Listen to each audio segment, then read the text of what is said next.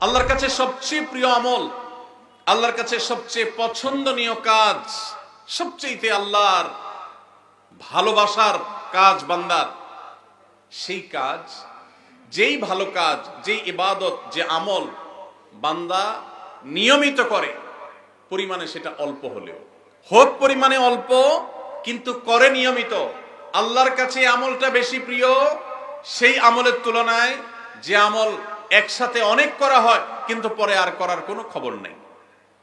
কেউ রমজানে কোরআনে কারীম 2 খতম দিয়েছেন, মাশাআল্লাহ, কেউ 3 খতম দিয়েছেন, কিন্তু রমজানের পরে কোরআনে কারীম 3 খতম, 2 খতম, 1 খতম দেয়া তো দূরের কথা, পরবর্তী রমজান পর্যন্ত আর কোরআনটা ছুঁয়ে দেখা হয় না, খুলে পড়া হয় না, তেলাওয়াত করা হয় না, 1 পৃষ্ঠা পড়ার সুযোগ হয় না। তাহলে এই 3 খতম 2 খতমের চাইতে রমজানে কেউ যদি 1 খতম কোরআন দেন অথবা তার চাইতে কমও কোরআন তেলাওয়াত করেন, কিন্তু রমজানের পরে সেই কোরআন দিনে হয়তো 2-5 পারা পড়তে পারেন না, কিন্তু 1 পৃষ্ঠা হইলেও পড়েন, 2 পৃষ্ঠা হইলেও পড়েন, তার দৈনন্দিন রুটিনের মধ্যে কোরআন তেলাওয়াত থাকেই থাকে। আল্লাহর কাছে ওই 3 খতম দেওয়া কোরআন তেলাওয়াতকারীর চাইতে মাত্র 10 পারা কোরআন তেলাওয়াত করেছেন যিনি রমজানে, কিন্তু রমজানের পরেও সেটাকে ধরে রেখেছেন, পরিমাণে অল্প হলেও আল্লাহর কাছে এই দ্বিতীয় ব্যক্তি অনেক বেশি শ্রেয় এবং প্রিয়। প্রিয় ভাইরা আমার, রমজানে আপনি অনেক দান দক্ষিণা করলেন, রমজানের পরে আর খবর নাই, আল্লাহর কাছে এটার চাইতে বেশি প্রিয় রমজানে তৌফিক অনুযায়ী দান সাদেকা করেছেন, রমজানের পরেও আপনি দান সাদেকা অল্প অল্প হলেও ধরে রাখার চেষ্টা করেছেন। আল্লাহ আমাদের সবাইকে রমজানে যে সমস্ত নেকামলগুলো আমরা করতে পেরেছি, রমজান শেষ হওয়ার সাথে সাথে সেগুলো বন্ধ না করে বরং সেই আমলের ধারাবাহিকতাকে আল্লাহ আমাদেরকে ধরে রাখার তৌফিক দান করুন। ভাইরা আমার, আমরা কি রমজান মাসকে পুজো করেছি নাকি আল্লাহর ইবাদত করেছি? ইবাদত কি আল্লাহকে করেছেন না রমজান মাসকে করেছেন? আল্লাহকে করেছেন। যদি রমজান মাসকে কেউ ইবাদত করে, রমজান মাসকে যদি কেউ পুজো করে, তাহলে তার এখন আর ইবাদত করার দরকার নাই, কারণ রমজান শেষ হয়ে গেছে। আর যদি কেউ ইবাদত করে আল্লাহকে, তাহলে যে আল্লাহ রমজানে ইবাদতের নির্দেশ দিয়েছেন, সে আল্লাহর নির্দেশ রমজানের পরেও ইবাদতের জন্য আছে না নাই? আল্লাহ বলেছেন, ওয়াবুদু রাব্বাকা হাত্তা ইয়াতিয়াকাল ইয়াকিন। তোমার রবের ইবাদত শুধু রমজানে নয়, রমজান ইবাদতের মৌসুম হিসাবে ইবাদত বেশি হতে পারে, কিন্তু রমজানের ইবাদতের ধারা মৃত্যু আসার আগ পর্যন্ত তোমাকে ধরে রাখতে হবে, তবেই আল্লাহর কাছে সাকসেস হওয়া যাবে, তবেই আল্লাহর কাছে সফল হওয়া যাবে, সার্থক হওয়া যাবে। আমাদের এই জীবন সাধনা, আমাদের তাকওয়ার সাধনা, আমাদের সিয়াম সাধনা, আমাদের রমজানের ইবাদত বন্দেগী আল্লাহর কাছে কবুল হবে। আল্লাহ আমাদের সবাইকে রমজানের আমলগুলোকে রমজানের পরেও পরিমাণে অল্প অল্প হলেও ধরে রাখার তৌফিক দান করুন। সবাই চেষ্টা করব তো ইনশাআল্লাহ। রমজান মাস আমাদের থেকে বিদায় নিয়ে গেছে। রমজান মাস বিদায়ের সাথে সাথে আমাদের সমাজের বহু মানুষ আছে যাদের ইবাদত বন্দেগীও বিদায় হয়ে গেছে।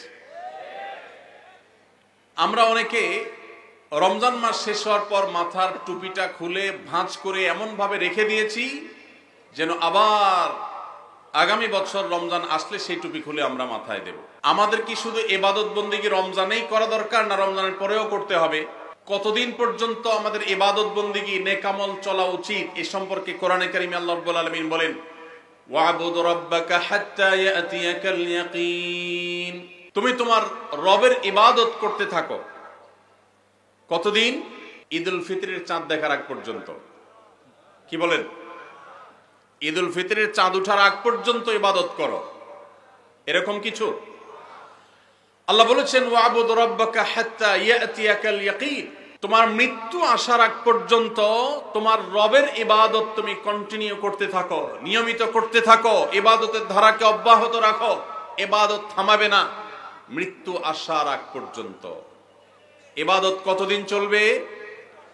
মৃত্যু আসার আগ পর্যন্ত। আমরা যারা রমজানের মৌসুমী মুসল্লি হয়েছি, রমজানের পরে আর মসজিদের দিকে আমাদেরকে আসতে দেখা যায় না। আমরা যারা রমজানের দান সাদেকা করেছি, রমজানের পরে আর আমাদের দান সাদেকা করতে দেখা যায় না।